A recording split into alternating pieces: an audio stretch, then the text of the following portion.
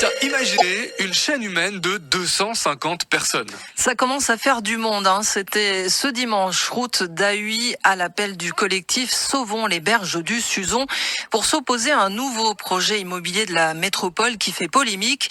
Action à l'appel du collectif Sauvons les berges du Suzon. Thomas Nougaillon, vous y étiez pour France Bleu Bourgogne. Ici, la nature est menacée par le béton. Non au projet Venise 2, peut-on lire sur une affiche posée contre un mur, alors que 250 personnes font la chaîne pour dire non à ce projet immobilier.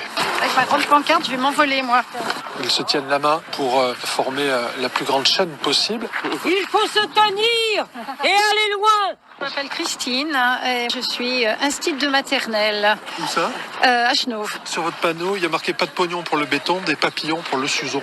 Oui, parce que c'est des projets immobiliers qui vont rapporter beaucoup d'argent à des promoteurs immobiliers. Et donc ça me met dans une grande colère parce qu'on va transformer nos villes en grille-pain. On va tous mourir de soif et de chaleur dans quelques années. L'Europe fait partie des continents où le changement climatique va le plus vite. C'est pour ça que je suis très en colère. Un mot sur l'opération d'aujourd'hui, c'est un succès pour vous ? On est très content et même la météo a été un peu clémente. On n'est pas sous la pluie battante, c'est très bien. Faut que je fasse un peu la liaison de la chaîne là, je m'excuse. On veut pas du béton là où coule le Suzon. Et ce week-end, les opposants ont décidé de labelliser ce terrain réserve urbaine de la biodiversité du Suzon.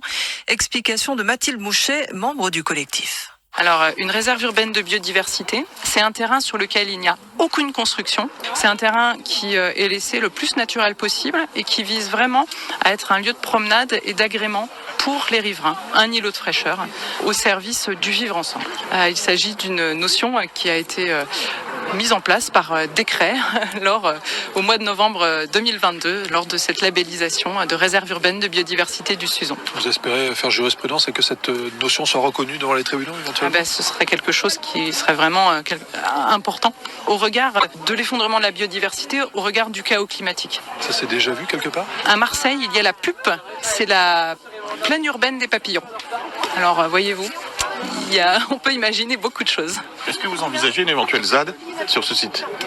Je ne peux pas me prononcer à ce stade. En tout cas, le collectif, sachez-le, a déposé 2 recours contre ce projet devant le tribunal administratif. Quant au maire de Dijon, François Rebsamen, il juge ce projet tout à fait adapté au quartier et conforme au regard de la gestion de l'eau.